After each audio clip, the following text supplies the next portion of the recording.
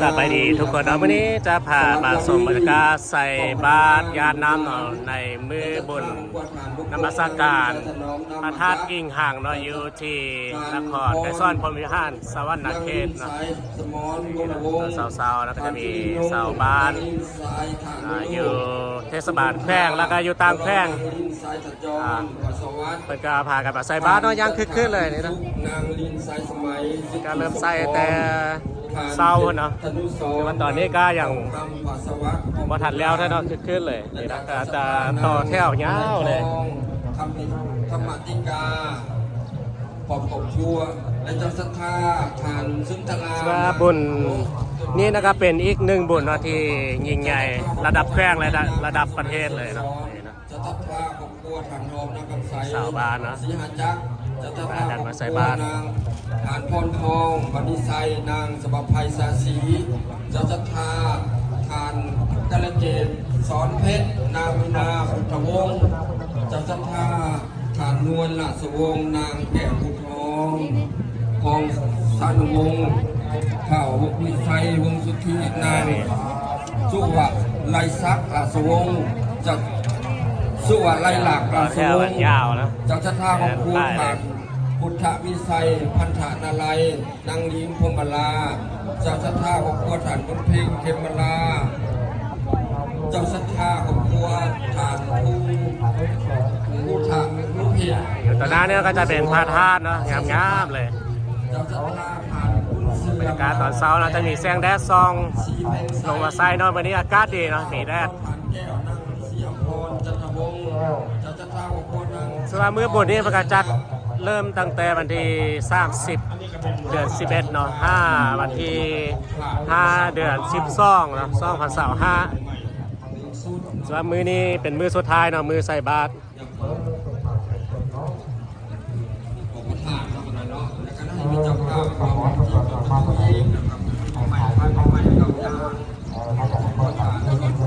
บาตรกันนะ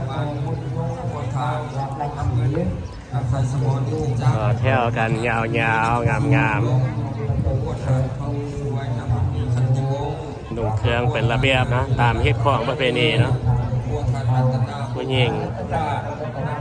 นุ่งสิ้นเบียงแผ่เนาะผู้หญิงลาวเบิ่งแล้วจะงดงามและมีซีซั่นนะเป็นเอกลักษณ์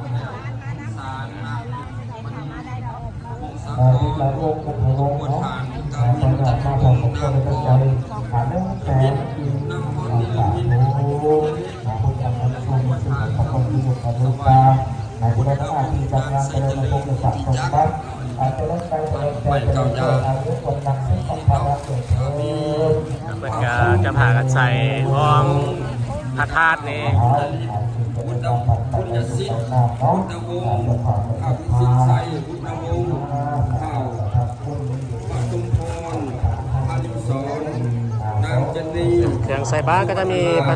ปัจจัยเงินข้าวขนมข้าวก็จะเป็นข้าวเหนียวเนาะเป็นตักบาตรข้าวเหนียวอันนี้เป็นจำพวกเก่ายางได้ขนาดเด้อเป็นเสาจังหวัดประตูประธานเนาะการได้มีเจ้าศรัทธาบูชาบ้างถวายอยู่ในครูบาอาจารย์พ่อแม่ครูบาอาจารย์ในการทำบุญตักบาตรพระธาตุอิหังในวันนี้เนาะเดี๋ยวจะพาเลาะเรียบไปพ่อพระธาตุนี่นะแล้วก็3 ล้านกีบแล้วก็เจ้าศรัทธาของครัวฐานพระโอปุไซไสยสอนก็มีอยู่3บ้างเนาะปัจจัย900,000 กีบแล้วก็ฐานภูไซไสยสอนนครธิดาไซสีดาเนาะครัวเพิ่นก็มีอยู่3บ้างแล้วก็ครัวฐานภูไซสุขดาวรให้คำพิทูมี5บ้างปัจจัยอยู่1,500,000 กีบแล้วก็ครอบครัวฐานพรหมจักร4,000 ดอนทั้งหมดเนาะมีอยู่1,800,000แล้วก็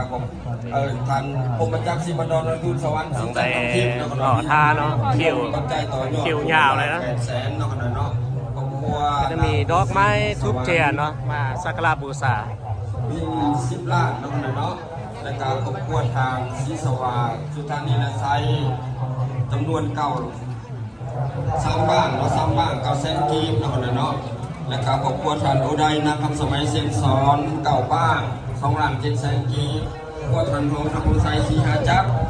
จำนวนเก่าบ้าง2,700,000 กีบ ใส่บาตร ครอบครัวท่านอุดัยนะคนถิ่นกินวงศ์จำนวน4บ้าง1,200,000 กีบครอบครัวท่านลุงสว่างนั่งเป็นเนาะกดแนนไล่เนาะอันนี้จะเป็นบางส่วนเนาะตัวบางคนประกาศใส่แล้วเนาะใส่ก่อนหน้านี้ แล้วก็พวกทานเรื่องสวรรค์นางปานีนาภูสวรรค์เราก็มีอยู่3บ้าง900,000 กีบของพวกทานนาง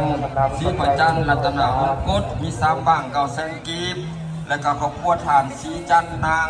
จำปาเนตดินทวงศ์มีอยู่3บ้างถวายเนาะ900,000 กีบแล้วก็ครัวฐานลำเงินนางสายชมวันอิทธิจักรมีอยู่5บ้าง1,500,000 กีบแล้วก็ครัวฐานคำยุ้ยบุญนางคำศรีบุญลมมี2บ้างจำนวนเงินปัจจัยอยู่600,000 กีบและครอบครัวฐานผู้คงนางลินสายถนอมนำมาจักรก็มี1บ้างจำนวนปัจจัย300,000 กีบครอบครัวฐานพรนางลินสายสมรวรวงศ์มีอยู่1บ้างรวมปัจจัย300,000 กีบของพวกทานสุริยงนางลินสายธนุโลกสุมุนทามี1บ้าง300,000 กีบของพวกนางลินสายธจรพัสวัตมี1บ้าง300,000 กีบของพวกทานจันทวิสุขนางลินสายสมัยคิวสมพรจะมี1บ้าง300,000 กีบของพวกทานเพชรสนุสรนางเต่าคำพัสวัต1บ้าง300,000 กีบของพวกทานนางลินธรรมคันตีมี1บ้าง300,000 กีบและก็ครอบครัวนางลินนาอุมะนิจันกาหาบ้างจำนวนเงิน1,500,000 กีบครอบครัวฐานนางนินาแสงสุริจันทร์3บ้าง900,000 กีบครอบครัวฐานลอยนาง ใส่แล้วอันนี้ถ่ายรูปเซลฟี่เนาะเป็นที่ระลึก บ้างจำนวนเงิน900,000 กีบครอบครัวฐานนางสวรรค์มี3บ้าง900,000 กีบ ใครเป็นใครส่งใครหรือใครเป็นผู้ใหญ่เองใคร จินทาราศีมี3บ้าง900,000 กีบและก็ ใส่แล้วเนาะถ่ายรูปเซลฟี่เป็นที่ระลึกไว้เนาะ งานแดงหนาวเป็นจะประสานกับตัวดอกไม้ต้นแสนปีสาธุมีกำลังตัวจะดีแค่เด้อสัทธาเป็นกำลังมาสกัดใจเนาะการใส่กันไปกับติดตามที่เป็นนำเจ็ดข้างสมัยจากเตาเห็นวันเนาะอาสาธุสุขมุทนาพุทนาพุทธเหนียวเนาะแนวดาบหลาบ่มาจากเศษกระเบาเนาะมันต่อยอดมา50,000 ปีสาธุเรียกเปิดเรียกใส่มาจากเศษกระเบาเนาะต่อยอดมาอีก50,000 ปีสาธุแนวปานิพนธ์มาจากเศษกระเบาเนาะ50,000 ปีสาธุมาสุขสุขนาเลยเนาะเป็นคำแทนในมาตรการเดินและเป็นประจำทุกแสงที่อาสาธุทำการช่วยประกอบเป็นประธานโฆษณาบรรณาโอกอย่างโน้แนวที่มาจากการเดินเนาะโฆษณาทุกแสงที่ก่อนสาธุบางทีเราจะเป็นประธานที่ไม่ได้ประธานทั้งหมด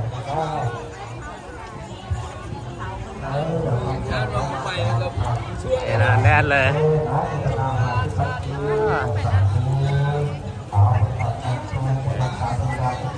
ทางเข้าทางออกนี่แน่นแล้วเนาะก็บางคนก็มันจะห้าก็มานะ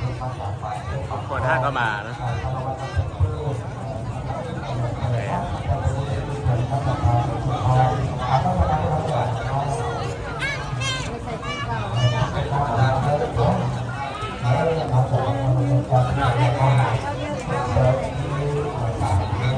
อยู่จุดนี้นะจุดนี้ก็มีนะก็มีไส้กันนะ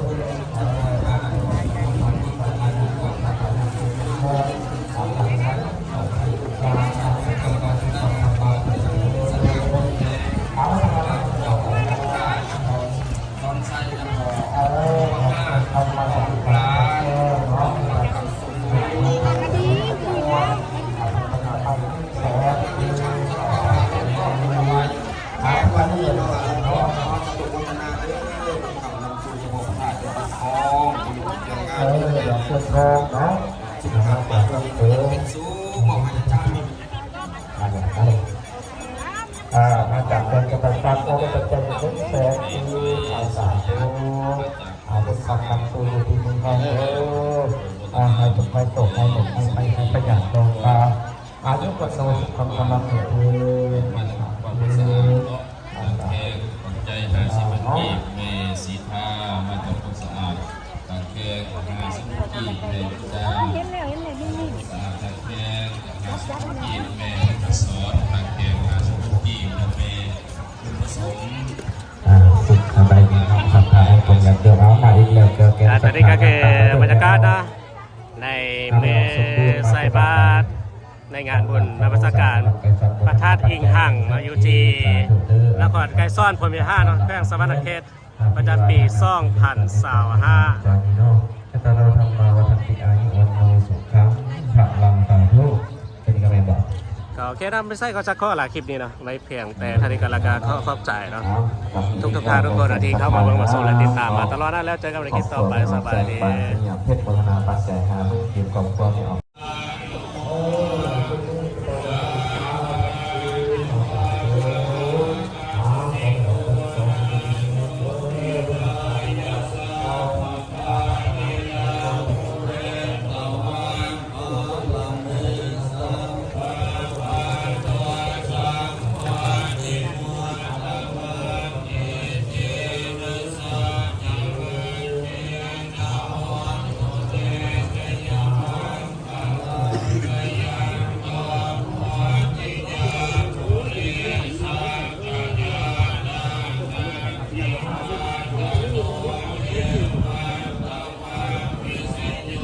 นี่นักสาวบ้านก็มาจากหลายๆบ้านหลายๆเมืองนะพากันมา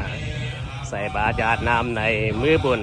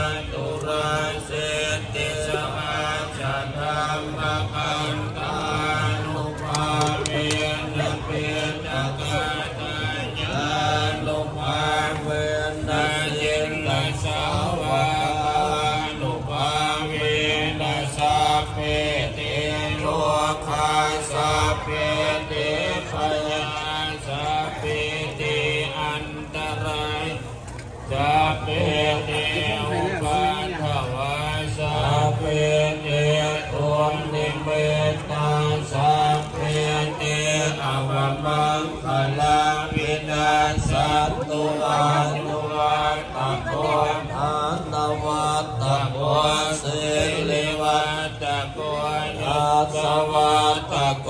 ภะละวัตตะโกวันละวัตตะโกสุขวัตตะโกโหตุสัพพทาทุกขโลกาปัญญาเวลาโสกสันตุจุปัฏฐวาอันเนกันดาราญาปิวินาสันตุจเตสัสสะยสิทธิทานังลาภังโสเท ภกายังสุขังพลังสิริอายุจะวันโนจะบัวคาบัวเจ